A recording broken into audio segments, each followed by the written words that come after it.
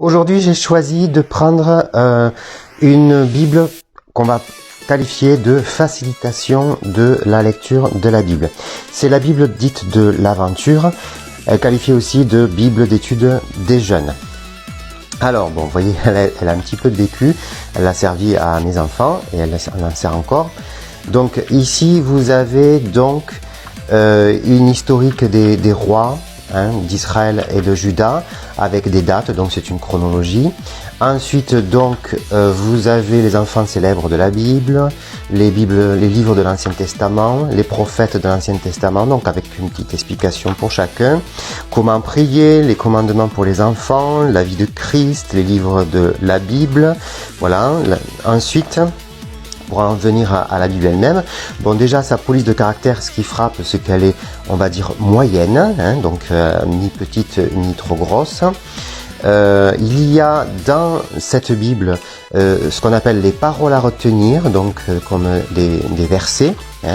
Il y a aussi des sujets qui sont développés, comme ici la tour de Babel, la vie au temps biblique on appelle. Donc ici il y a une petite explication sur la tour de Babel.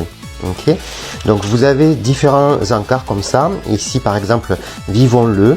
Donc c'est une manière aussi de mettre un petit peu plus en pratique la parole de Dieu. Voilà.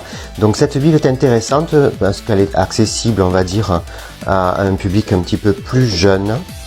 Sa traduction n'est pas une traduction second pour le coup, c'est une traduction en français courant.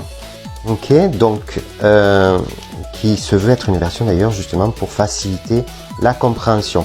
Vous avez un index de tous les sujets qui sont abordés dans le corps de la Bible. Et ensuite, vous avez ce qu'ils appellent un dictionnaire concordance.